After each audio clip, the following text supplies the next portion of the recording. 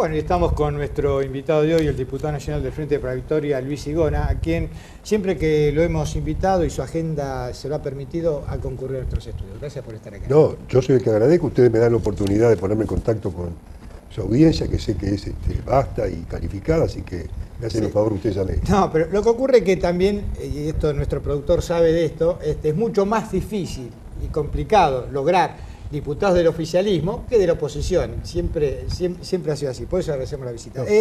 Sigona, esta semana, lo decíamos en el primer bloque, la jueza Servini de Cubría dictaminó sobre el fondo de la ley que permite, de llevarse a cabo, que nosotros podamos votar a quienes van a configurar en la Cámara de Diputados el Consejo de la Magistratura. Y la declaró inconstitucional. ¿Ustedes esperaban este fallo de la justicia? Yo voy a contestar a título personal. Yo suponía que la jueza Servini de Cubría iba a fallar de otra manera.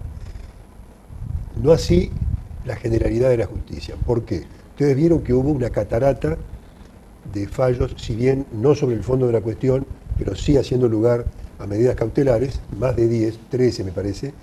Es decir, la justicia, o todos estos jueces que se han expresado, que son muchos y de distintos lugares geográficos, ha reaccionado de un modo corporativo. Esto es malo.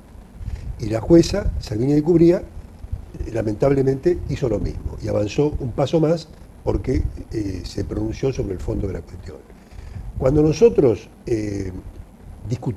analizamos y discutimos el proyecto en la Cámara, como ustedes se pueden imaginar, hicimos con honestidad intelectual un análisis de constitucionalidad. Y siempre que el Congreso analiza, vota, discute, antes de votar, perdón, discute, analiza un proyecto de ley, sobre todo estos que son tan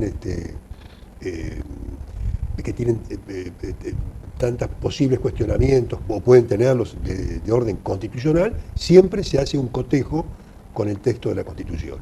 Cuando nosotros votamos la ley, lo hicimos con la absoluta convicción de que el texto es perfectamente compatible con la Constitución. Los puntos objetados por la oposición y por estos jueces, y particularmente esta jueza Servini de Cubría, son de dos órdenes. Uno, el tema de la representación de los consejeros que corresponden al estamento de jueces, de abogados y de académicos, que en nuestro texto legal deben ser elegidos por voto popular, y por voto popular en las boletas de los partidos políticos. Luego, si me permiten un minuto, me voy a plantear sobre eso. Que tenía que estar en 18... bueno, y eso es un aspecto más ¿cómo diría?, instrumental. Algunos lo consideran proscriptivo con respecto a... yo creo que que para presidente, por ejemplo, se necesita estar en menos sección, todavía en menos... pero es un tema opinable. Yo creo que no es tampoco violatorio de la Constitución, al punto que han hecho un frente para eso, gran parte de los... Sí, movido por la ley. Pero lo han hecho. Es decir, a lo mejor les hicimos un favor, induciéndolos a juntarse pese a sus diferencias y lo que fuere. Pero yo no recuerdo que en el fallo se haga especial hincapié en esto que usted menciona. Sí, en el tema del método de elección. Y basándose en el escrito de Zaffaroni. También, en la opinión de Zaffaroni, y también respecto del número de consejeros de un estamento y otro estamento. Yo creo que el texto nuestro, el texto de la ley, mejor dicho, es absolutamente conforme con la Constitución. La Constitución estableció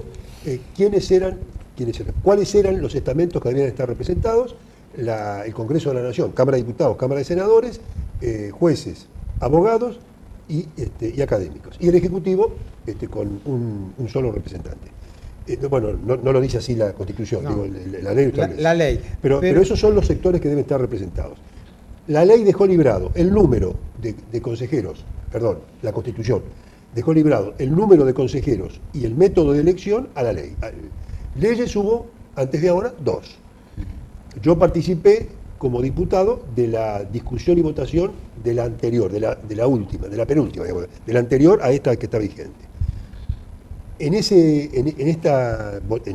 ley, que si mal no recuerdo es del 2006, establecimos un número, se mantenía el modo de elección estamental, y en la práctica creímos que hacíamos lo mejor. Cuando usted reglamenta un instituto de esta naturaleza, lo analiza, piensa, busca lo mejor. Hasta que no funciona, hasta que no lo ve en la práctica, no va a saber con precisión si funciona del mejor modo o no. En la práctica, termino con esto, en esta parte. En la práctica, el Consejo, en su actual composición, conforme a la última ley, demostró que no puede funcionar. Está trabado absolutamente en su actividad y a nuestro juicio había que buscar algún modo de destrabarlo. Un modo es el aumento del número de los miembros que hemos propiciado en esta ley, y además nos pareció que era mejor el sistema de elección popular que no el de... Ahora, diputado, usted tiene una consideración con respecto a lo que se podría pronunciar la jueza. En este caso, con la Corte, ¿también hay alguna consideración o ya cree que puede actuar de manera también corporativa? Yo espero que no lo haga. Yo creo que la generalidad de la gente tiene un respeto especial por nuestra Corte, particularmente por los nuevos miembros, también por algunos de los anteriores. Yo fui, lo traté mucho, por ejemplo, a Maqueda cuando era diputado, un tipo de primer nivel, con honestidad intelectual, un hombre con sabiduría jurídica. Diputado etc. por Córdoba, ¿no? Por Córdoba. Pero si usted me permite, quiero enfatizar, la jueza dice, por ejemplo, ¿es posible que lo haga? Este análisis? Estamos en tiempos televisivos, pero yo lo que voy a cuestión política, porque nosotros sabemos que la mitad de biblioteca, y más en cuestiones, está para un lado y para el otro, y es absolutamente opinable todo, no es que existe la verdad absoluta en esto. Pero lo que sí nos llama la atención es que uno esperaba precisamente del gobierno, dirán que es una cuestión corporativa, de otro lado dirán que es precisamente para reafirmar la independencia de la justicia, pero uno veía que esta ley no pasaba por la justicia. O sea, cuando se llamaba la justicia no iba a pasar. Salió con force, en principio porque es únicamente aprobada por el oficialismo, y muy cuestionada, e incluso hay muchos políticos oficialistas que decían, no entiendo la estancia del gobierno de pelearse en estos momentos, en un año electoral, y una ley que no va a pasar, cuyo resultado final va a ser que no se va a poder ejecutar esa ley. Tal vez sí, tal vez no. Tendremos que esperar el fallo de la Corte. De cualquier manera, yo le digo esto, la justicia, la estructura de la justicia argentina es una estructura endogámica, cerrada en sí misma. Aclaro porque no tienen por qué conocer el término. De acuerdo. Usted para entrar de empleado a trabajar en un juzgado tiene que ser primo, cuñado, amigo, si no, no entra a trabajar. La gran familia judicial existe. Exacto. Una de las leyes que sancionamos procura evitar esa cerrazón. Es una estructura, existe esa llamada familia judicial, es una estructura conservadora, ha sido, en más de una oportunidad, ha trabado la evolución de la legislación argentina. Pero ¿cómo no consiguieron aliados precisamente para que esta ley tenga otra fuerza y que no sea solo producto de un sector? Porque una ley, que es tan trascendente, porque es una ley, trascendente, no para este gobierno, sino para la nación, tendría que contar con la aprobación o por lo menos el consenso político de la mayoría, de la gran mayoría, porque si no... Disculpe, el conseguir que la oposición actual a nosotros contribuya, colabore en un proyecto de esta naturaleza, es impensable. Están permanentemente preparados para censurar si decimos blanco, van a estar en contra. Si decimos negro, igualmente en contra. Van a buscar argumentos. Lo llamativo de esto es que la reforma judicial la pide la población cada vez que se expresa y la oposición, antes de tratarse, también pide una reforma. La oposición y ahora parece que... históricamente ha criticado acerbamente a la estructura judicial. Pero cuando llega el momento de la modificación, como somos nosotros los que la proponemos, los tipos votar en contra. Pero yo quiero marcar, por ejemplo, cosas que dice esta señora. Dice no se han encontrado a nivel local y a nivel, lo dice la jueza, Sí, y a sí. nivel latinoamericano antecedentes respecto de la elección de los miembros del Consejo de la Magistratura a través del voto popular. Es de una ignorancia crasa. La provincia de Chubut tiene un Consejo de la Magistratura, parte de cuyos miembros se eligen en elección popular y en boleta partidaria.